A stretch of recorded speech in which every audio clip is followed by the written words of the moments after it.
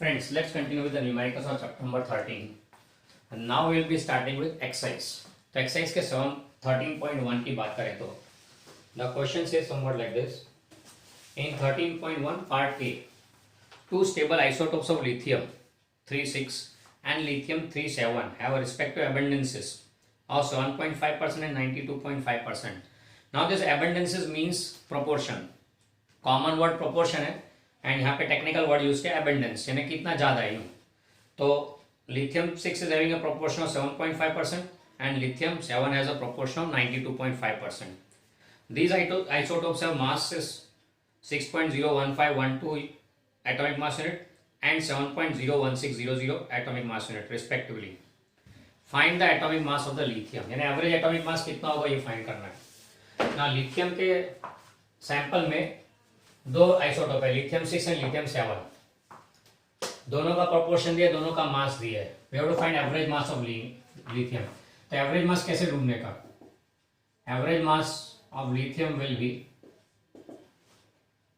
Suppose इसका proportion x1 बोल देते हैं, इसका प्रोपोर्शन x2 बोल देते हैं, इसको m1 बोल देते हैं, इसको m2 बोल देते हैं. तो x1 m1 proportion into mass plus x2 m2 upon ये proportion into mass upon total proportion 100% होता है डिवाइड बाय 100. ये हो गया एवरेज मास, एटॉमिक मास में आ जाएगा. Okay, this how we have to find out. Okay, clear. अब सेकंड पार्ट में बोरोन के बारे में दिया है. बी में बोरोन के दो आइसोटोप B10 एंड B11, दोनों के मासेस दिए, दोनों का प्रोपोर्शन ढूंढना है. अब यहाँ पे प्रोपोर्शन दिया था, एवरेज मास ढूंढना था, यहाँ एवरेज मास दिया हुआ है, प्रोपोर्शन ढूंढना है. तो व्हाट विल डू इज, ये मास m1, ये मास m2, प्रोपोर्शन x1 को x बोल देते हैं, प्रोपोर्शन x2 को 100 माइनस x, क्योंकि x में ये x है तो बाकी का यहाँ पे होगा. बराबर है. पूरे बोरोन में अगर B10 का, बोरोन 10 का प्रोपोर्शन x है तो बोरोन 11 का बाकी का बचा 100 माइनस x हो गया. चलो, तो फिर एवरेज मास का फॉर्मूला क्या है?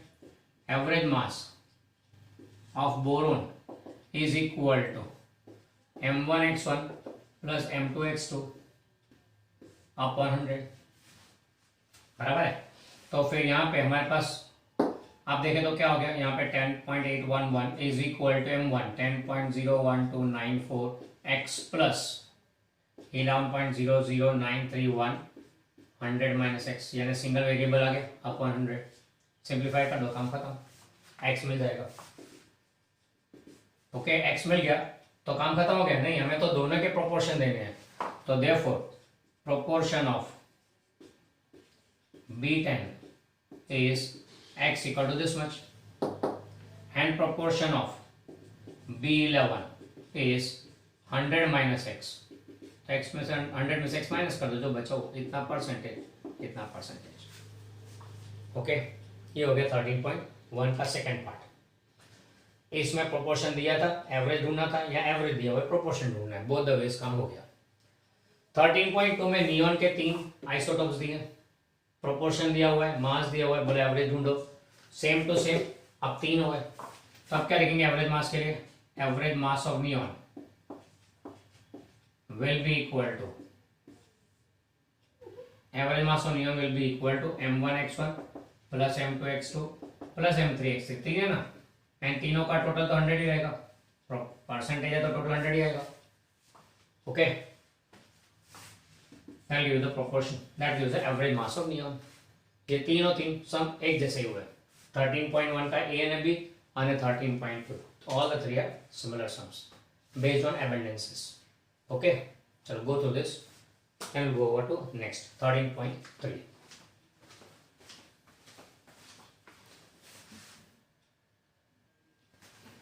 चलो आगे चलते हैं एक्सरसाइज का 13.3. In 13.3 what you are given is obtain the binding energy MeV of a nitrogen nucleus N714 given that mass of the nucleus is 14.00307 atomic mass unit. 307 atomic mass unit ये दिया हुआ है आपको.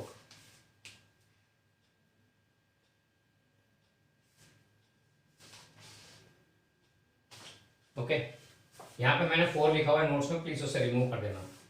नाउ एट हमको binding energy ढूंढनी है, तो binding energy के लिए पहले मास डिफेक्ट ढूंढना पड़ेगा। मास डिफेक्ट यानी क्या, तो उसके पहले यहाँ पे N7 14 दिया, तो Z यानी 14 प्रोटॉन्स, फिर N neutron number will be A minus Z, 14 minus 7 is again 7, sorry Z is 7 protons and 7 neutrons. तो नाइट्रोजन न्यूक्लियस है Z equal to 7, that means 7 protons and 14 minus 7 neutrons यानी 7 neutrons, बराबर है। तो सबसे पहला स्टेप मास डिफेक्ट ढूंढो, ZMP plus NMN expected mass minus the obtained mass, तो जो आएगा एटॉमिक मास यूनिट में आगे। And we know the conversion that one atomic mass unit is 931.5 and MeV energy.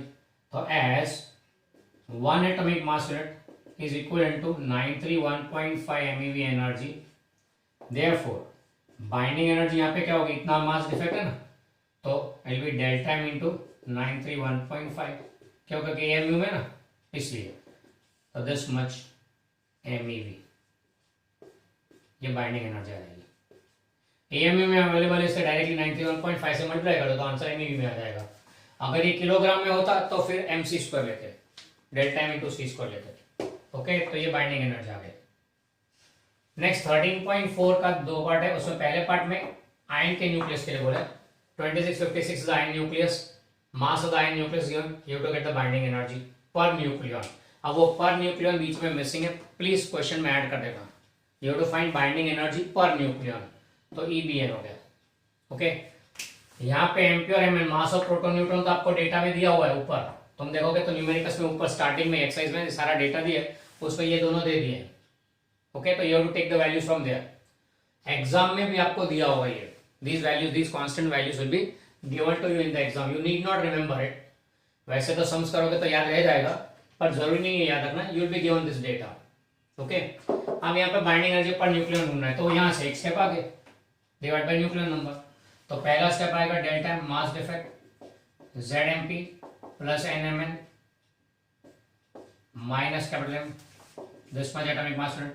अब Z कितना है इस केस में, तो Z इज 26, N कितना है 56 माइनस 26 एंड दैट इज 30, तो 26 प्रोटॉन्स एंड 30 न्यूट्रॉन्स आयन के न्यूक्लियस में, you get the mass defect. फिर next step binding energy will be delta m into, अब ये AMU में मास डिफेक्ट है इसलिए 91.5 डायरेक्टली मल्टीप्लाई कर दो, आंसर आएगा MEV में, तो this much MEV। Binding energy आ गया, बाद में binding energy per nucleon EBN will be binding energy upon nucleon number Z, sorry A अपॉन न्यूक्लियन नंबर, तो this will give MEV per nucleon. Okay, book ने क्या किया है, पूछा लिखा है बाइंडिंग एनर्जी ढूंढो, अब पीछे आंसर में आपको बाइंडिंग एनर्जी पर न्यूक्लियन दिया है, तो हम लोग एक स्टेप और आगे कर लेते हैं, बाइंडिंग एनर्जी पर न्यूक्लियन ले लेते हैं, बराबर। ये हो गया 13.4 का A part. Same to same 13.4 का B पार्ट है, जिसमें बिस्मथ के बारे में बात कर रहे हैं।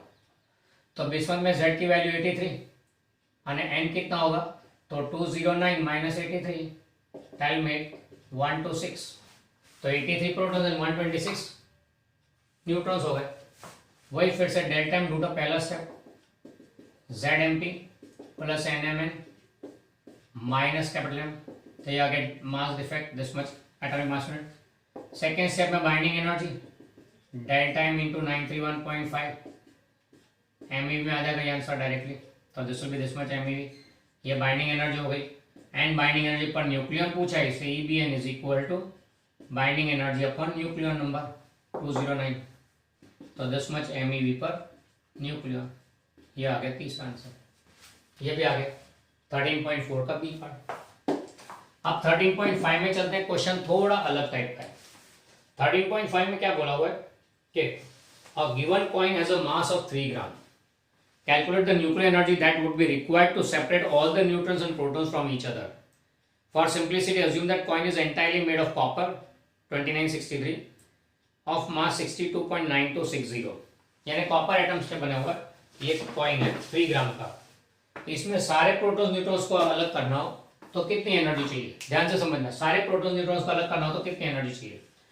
पहली बात तो कॉपर एटम के बारे में दिया है, Z इसका 29 और N क्या आएगा A माइनस Z यानी कि 63 minus 29 will make 34. ओके, तो 29 प्रोटॉन्स है, 34 इलेक्ट्रॉन्स है, सॉरी न्यूट्रॉन्स है। मास भी दिया 62.9260, एटॉमिक मास दिया हुआ है। हमें फाइंड करना है 3 ग्राम कॉपर, 3 ग्राम के कॉइन की क्या को एनर्जी कितनी चाहिए। अब we know that what is binding energy. Binding energy is one which binds the protons and neutrons of the given nucleus, and if you this is binding the protons and neutrons. अगर इतनी energy दे दो तो सारे proton neutron अलग हो जाएंगे एक nucleus में, बराबर है। तो पर न्यूक्लियस कितनी एनर्जी चाहिए वो ढूंढ लेते हैं, पहला स्टेप। फिर कितने न्यूक्लियस है वो ढूंढ लेते हैं, मास पर से मल्टीप्लाई कर दो, काम खत्म। ओके, तो स्टेप्स में सबसे पहले मास डिफेक्ट ढूंढो, ZMP plus NMN minus capital M, this one atomic mass unit. तो therefore EB will be equal to delta M into 931.5, this much MeV। इतनी एनर्जी चाहिए to separate protons and neutrons of the given nucleus. Single nucleus के protons neutrons को अलग करने के लिए इतनी एनर्जी है, तो कितनी एनर्जी से बाउंड है, they are bound with this much energy, so this is the amount of energy required to separate these much protons and neutrons from the given nucleus। अब कितने न्यूक्लियस को फाइंड करते हैं, second mass and nucleus, number of nuclei, sorry, mass and number of nuclei। तो हम तो atomic mass number 63 ग्राम हो तो इतना वैसे लेंगे, नहीं रुको, हमारे पास डायरेक्टली न्यूक्लियस का मास दिया हुआ है, कॉपर के न्यूक्लियस का मास डायरेक्टली दिया हुआ है, तो हम क्या बोलेंगे, सॉरी हम लोग डायरेक्टली एनर्जी भी ढूंढ सकते हैं, will find energy only directly. अगर मास 1.04 इंटू 10⁻⁻25 kg है, यह ना एक न्यूक्लियस का मास केजी में ले लिया, कितना केजी होए तो एनर्जी कितनी आती है, this much MeV is required. तो अगर 3 ग्राम मास है तो 3 इंटू 10⁻³ kg मास होए तो कितनी एनर्जी, सी डायरेक्ट एनर्जी आ गया, E इज इक्वल टू, बराबर है 3 इंटू 10⁻³ इंटू EB जो है वो upon 1.04 into 10⁻⁻25, this much MeV energy is required to separate all the protons and neutrons in the coin of 3 gram mass, in the copper coin of 3 gram mass। इतनी energy total चाहिए। Number of nucleus find करने की जरूरत नहीं है, क्योंकि फिर भी बाद में मल्टीप्लाई तो करना ही था, डायरेक्टली ले लिया, एक न्यूक्लियस का मास इतना, एनर्जी इतनी, तो इतने मास में कितनी एनर्जी चाहिए। ओके, तो ये हो गया 13.5।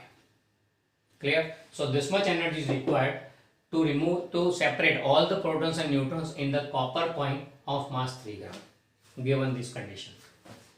clear, तो ये सारे एक जैसे समझते इससे साथ में ले लिए, just go to them।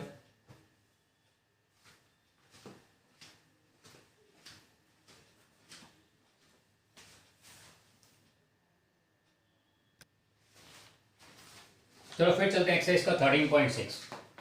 13.6 में आपको दिया हुआ है, right the nuclear reactions equations for 1 2 3 4 5 6 7, 7 reactions दिए, सातों के इक्वेशंस लिखने हैं। तो सबसे पहला तो हमको दिया हुआ है alpha decay of radium, first one is given alpha decay of radium, आपको दिया 88,226, 88,226। ना यहाँ पे अल्फा डीके ना, अल्फा इज गेटिंग एमिटेड, तो क्या लिखेंगे, radium 88,226 converts into something plus क्या एमिट हो रहा है, अल्फा पार्टिकल, भाई अल्फा पार्टिकल एमिट हो रहा है। तो 88 में से 2 गए 86, 226 में 4 गए, बचा 222। अब 86 पोजीशन वाला कौन है, 86 पोजीशन वाला पीरियोडिक टेबल में कौन है, तो it's plutonium, sorry radon, 86 is radon, तो radium converts into radon on emitting alpha particle. बस ऐसे ही रिएक्शन 6 में करने हैं। सेकेंड वन में दिया हुआ है alpha decay of plutonium, alpha decay of plutonium 94,242, 94,242। अब यहां पे देखें तो इसमें क्या आएगा वो देखते हैं। तो plutonium 94,242 converts into something on emitting in alpha particle He24। 94 में से 2 गए, 92 बचे, 242 में से 4 गए, तो 238 बचा। एंड 92 पोजीशन वाला कौन है? तो पॉपुलर, मोस्ट पॉपुलर, यूरेनियम। तो plutonium converts into uranium on emission of alpha particle. Okay, फिर आगे चलते हैं next, third one, beta negative decay of phosphorus 1532 of phosphorus 1532। अब phosphorus 1532 दिया हुआ है, इट इज डी के मतलब एमिशन, तो इसका beta negative, beta negative is given as E-1 0, beta negative is given as E-1 0। चलो चार्ट देखे क्या आएगा, तो 15 में से -1 यहाँ पे है, तो यहाँ 16 आना चाहिए, 16 - 1 is 15, 32 में से कुछ नहीं गया तो 32। अब 16 वाला कौन है? That is sulphur. तो phosphorus converts into sulfur on emission of beta negative, phosphorus converts into sulfur। ये MCQ में आएंगे खास, तो this will come in MCQ, it will be more suitable there. फिर नेक्स्ट है fourth one, beta negative decay of bismuth 83 230 sorry.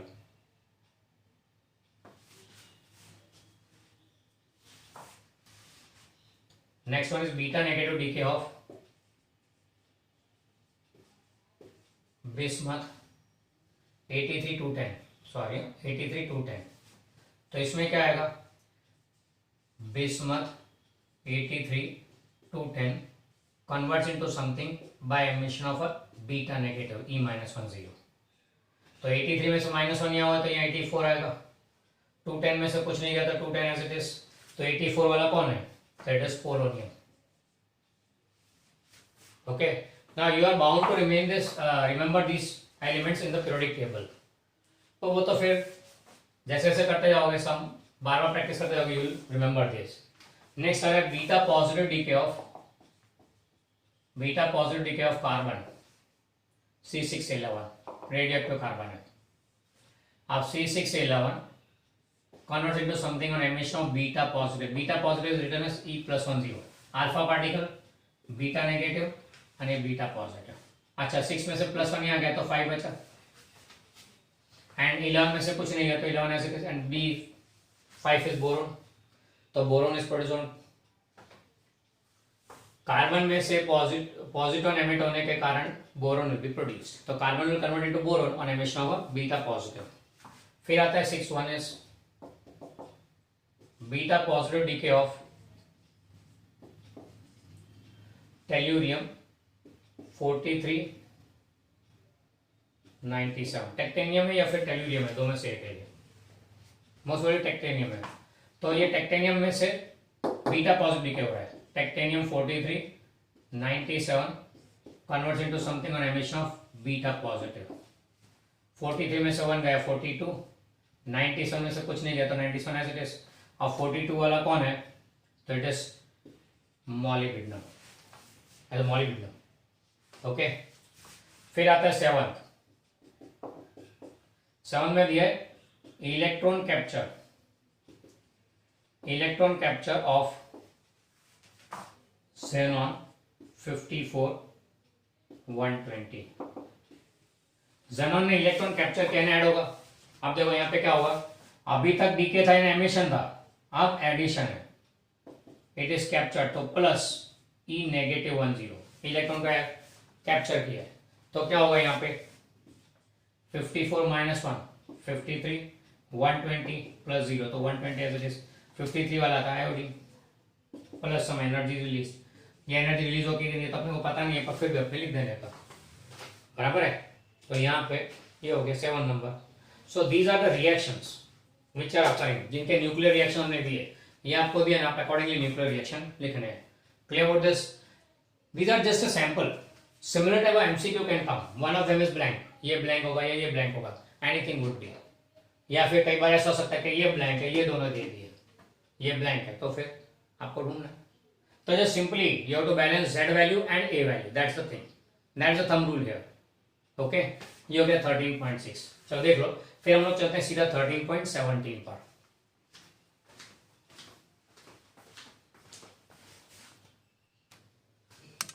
So next चलते हैं 13.11। 13.11 में आपको दिया हुआ है obtain approximately the ratio of nuclear radium of gold isotope and silver isotope। Gold के लिए दिया है AU197, सिल्वर के लिए दिया है AG107, बराबर है। इसका हमें न्यूक्लियर रेडियस का रेशियो फाइंड करना है। Now nuclear radius is given as R equal R0 a⁻1/3, बराबर है। तो as R0 is constant, as R0 is constant, we can say R proportional to a⁻1/3, यानी कि R1 upon R2 will be equal to A1 upon A2 का cube root, यानी कि 197 upon 107 का cube root. Okay, ये आ जाएगा। अच्छा, इसे नोट्स में मैंने क्या किया है, R1 फाइंड कर लिया है, R2 फाइंड कर लिया है, this much for me, this much for me, and दोनों का रेशियो करने का बाकी रह गया, तो you can do by that way also. आप दोनों फाइंड करके रेशियो ले लो या फिर directly go for this one, ये सेकंड मेथड हो गई। ओके, ये सेकंड मेथड में हमने रेडियस ऑफ न्यूक्लियर रेडियस भी फाइंड कर लिया है, तो दोनों में से कोई भी मेथड आप यूज कर सकते हो, either go by this way और go by this way. Okay, ये नोट्स में लिखा है, उसमें ये ऐड करना बाकी है, इतना ऐड कर देना खाली पीछे। ओके, ये हो गया 13.11। फिर चलते हैं 13.21, एक्सरसाइज का 13.21। In 13.21 it is said that 13.21 में क्वेश्चन में ये बोला है, from the relation R equal to R0 a⁻1/3 where R0 is a constant and a is the mass number of a nucleus, show that nuclear matter density is nearly constant, that is independent of A. Density of nucleus does not depend on atomic mass number of the substance, यानी किसी भी nucleus को पकड़ो, nuclear density is almost the same. चलो check करते हैं। Density, we know that it is mass upon volume. किसकी density? Nucleus की। तो मास किसका लेने का? Of nucleus. एंड वॉल्यूम किसका लेने का? Of nucleus. ओके, ना density rho will be equal to mass of the nucleus, capital M बोला, volume of the nucleus 4/3 pi r⁵, where r is the radius. Okay, now here capital M is mass of nucleus and that will be हर एक nucleon का mass small m into number of nucleons.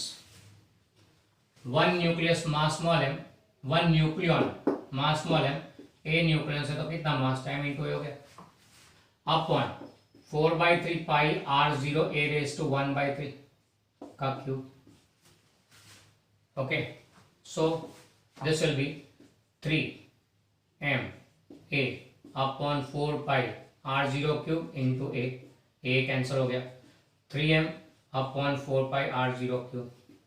m mass of each nucleon is almost constant, r0 तो constant है, तो therefore we can say that, oh no, गड़बड़ कर दिया हमने,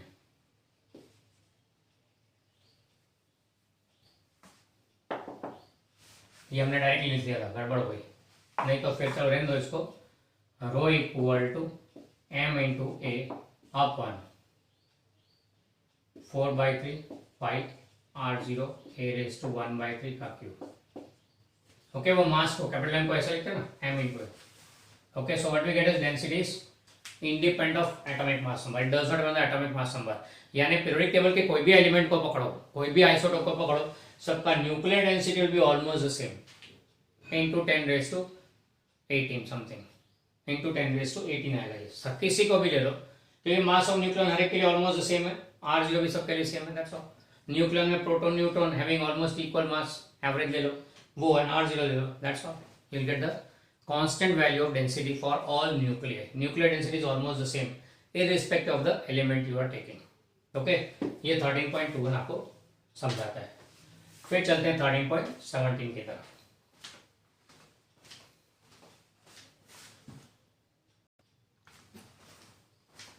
फिर 13.17 की तरफ चलते हैं। 13.17 में क्वेश्चन कुछ ऐसा रीड करता है, the fission properties of plutonium 94-239 are very similar to those of uranium 92-235. The average energy released per fission is 180 MeV. How much energy है ना per fission plutonium में 180 million electron volt energy is released. So how much energy in million electron volt is released if all the atoms of 1 kg of pure plutonium undergoes fission. अब 1 kilogram plutonium होए तो कितनी energy release होगी total, वो find करना है. पर fission इतनी एनर्जी होती है. अब पर फिशन मतलब वन न्यूक्लियस का फिशन हुआ तो इतनी एनर्जी रिलीज हो रही हो, तो 1 केजी में कितनी एनर्जी रिलीज होगी. तो पहले फाइंड करते हैं 1 केजी मास में कितने न्यूक्लियस है. तो मास दिया और न्यूक्लियस फाइंड करना हो, नंबर ऑफ न्यूक्लियस. तो फिर अपना वही standard method, mass and number of nuclei. Okay, mass अगर 239 ग्राम हो तो नंबर ऑफ न्यूक्लियाई कितना, एवोगैड्रो नंबर 6.02 into 10⁻23. तो अगर मास 1 केजी बोले तो 1000 ग्राम, क्योंकि ग्राम में लिया हुआ है ना ऊपर, इसे भी ग्राम में, तो कितने न्यूक्लियाई आएंगे, n मिल जाएगा 1000 into 6.02 into 10⁻23 upon 239. So this will give you nuclear number. कितने न्यूक्लियस हैं इसके अंदर, कितने न्यूक्लियस अवेलेबल है प्लूटोनियम के. ना एनर्जी के बारे में, तो टोटल एनर्जी रिलीज कितना होगा, तो पर फिशन 180 हो रहा है, एक न्यूक्लियस के फिशन में 180 MeV हो रहा है, तो इतने न्यूक्लियस में कितना, तो E total will be equal to n into E, and that is n यहां से आ जाएगा into 180 this much MeV. So this much MeV energy will be released when 1 kilogram of plutonium undergoes fission reaction completely. Okay, ये हो गया 13.17. फिर चलते 13.18 की तरफ.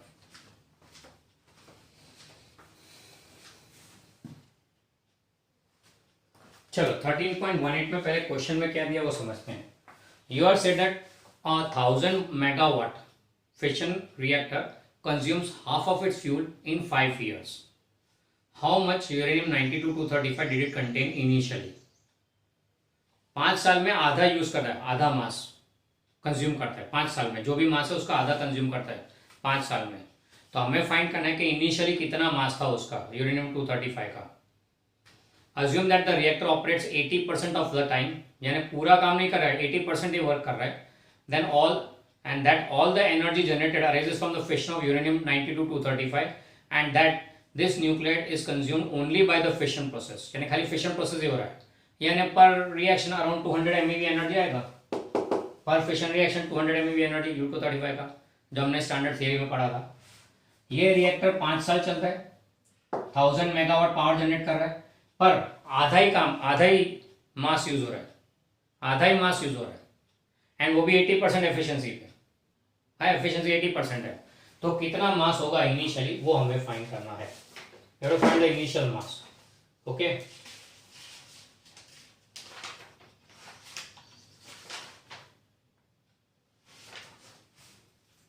तो पहले तो लॉजिक में हम फाइंड करेंगे कितना एनर्जी जनरेट हो रहा है.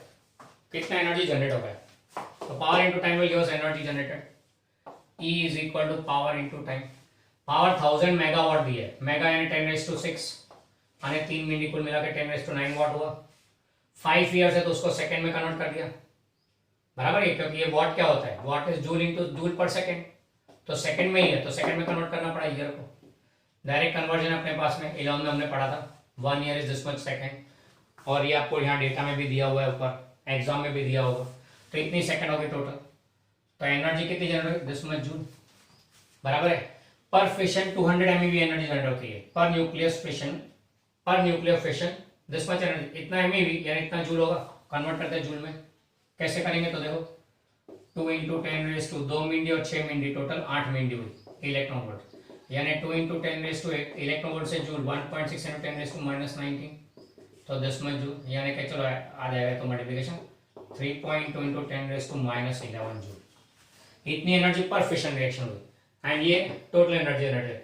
और इसका अंदाजा लगाए तो 5 to 15 इट समथिंग 15.7 समथिंग होगा, बराबर है, इंटू 10⁻7 and 9 16 जूल.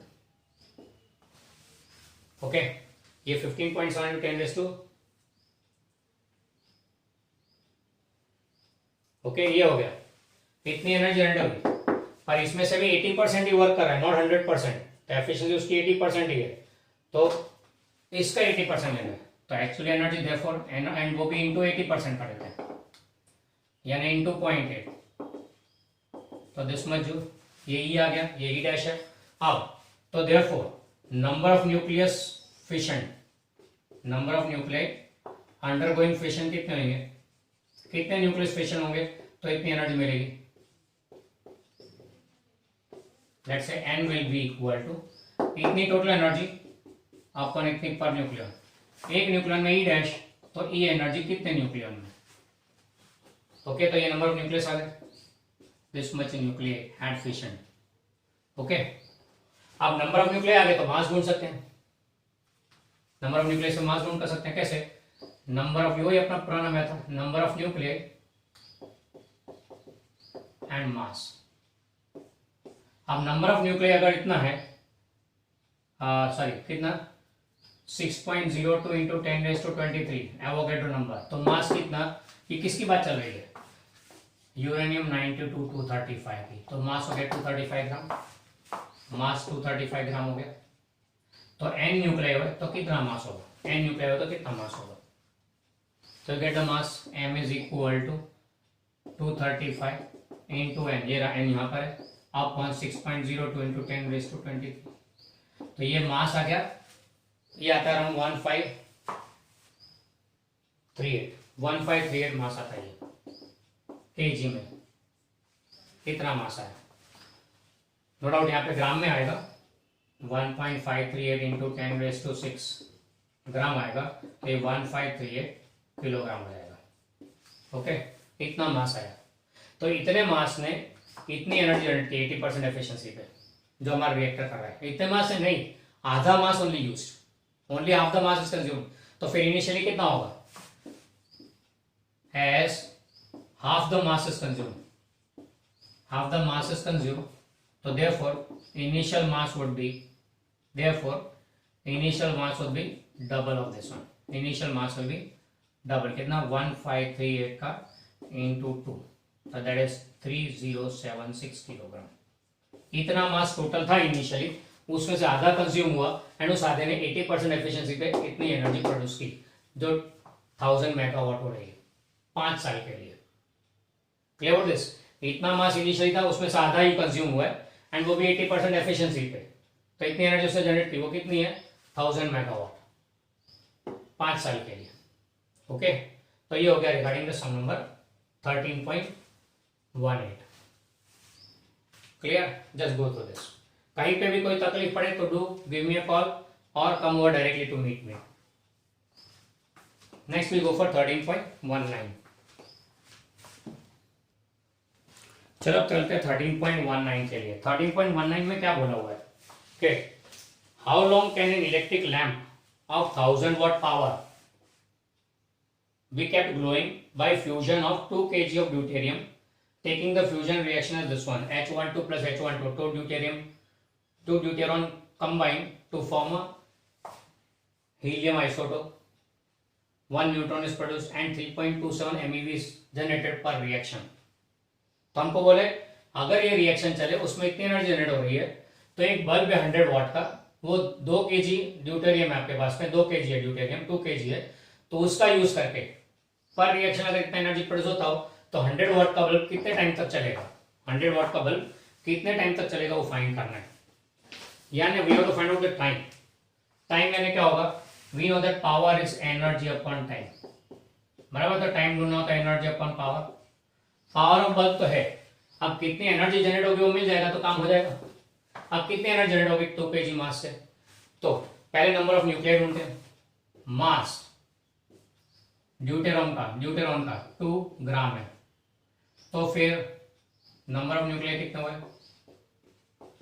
2 ग्राम मतलब 1 एटॉमिक मास, यानी कि एवोगैड्रो नंबर 6.02 10⁻23 न्यूक्लियर, 2 ग्राम ड्यूटेरॉन में इतने न्यूक्लियर होंगे, तो 2 kg यानी कि 2000 ग्राम में कितने न्यूक्लियर, तो number of nuclear will be 6.02 into 10⁻23 into 2000 upon 2, ये हो गया approximately, you can add 6.02 into 10⁻26, 2 गए ना 3 मिनट, तो इतने न्यूक्लियर हुए, बराबर है।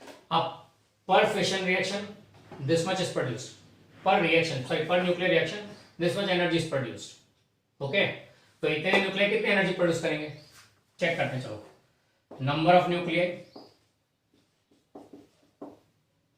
न्यूक्लियाई एनर्जी प्रोड्यूस्ड,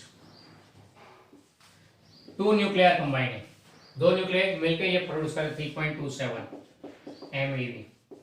तो पर 2 nuclear this much energy is produced, तो 6.02 into 10⁻26 न्यूक्लियर कितनी एनर्जी जनरेट करेंगे, so that you will get E is equal to 6.02 into 10⁻26 into 3.27 upon 2, ये मिलेगा दिस मच MeV।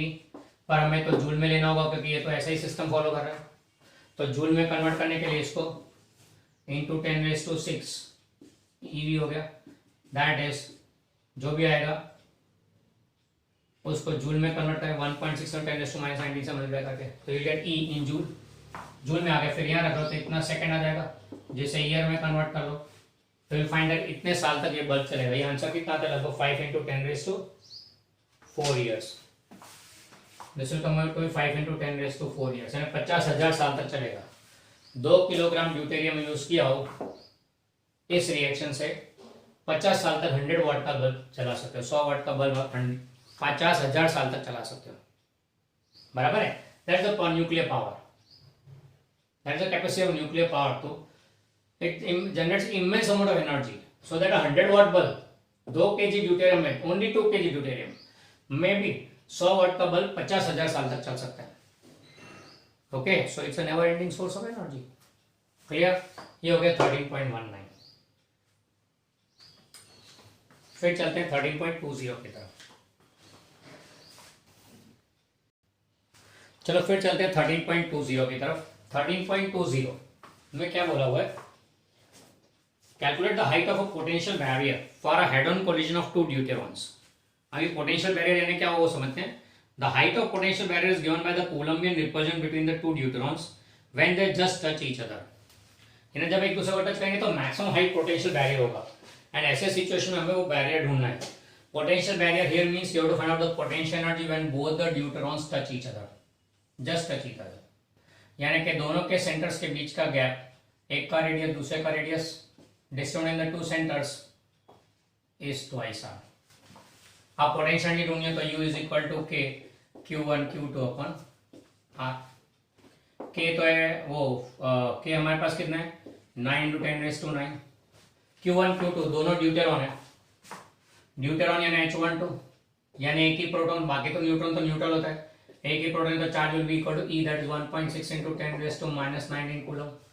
हर एक न्यूक्लियस के पास, ड्यूटेरॉन के पास इतनी एनर्जी चार्ज है, तो into 1.6 into 10⁻⁻19 का स्क्वायर अपॉन दोनों के बीच का डिस्टेंस 2R, तो 2 into R 2 into 10⁻⁻15 रेडियस दिया हुआ हर एक का। ओके, दिस मच जूल, इसको इलेक्ट्रॉन में कन्वर्ट करो एंड इसको किलो इलेक्ट्रॉन में ले लो या MeV में ले लो, जो तुमको ठीक लगे। ओके, पूछा नहीं है इससे, जूल पे छोड़ दोगे तो भी चलेगा, इलेक्ट्रॉन दो तो भी आना है, KeV दो तो भी चलता नहीं है। ओके, तो ये हो गया रिगार्डिंग 13.20। क्लियर।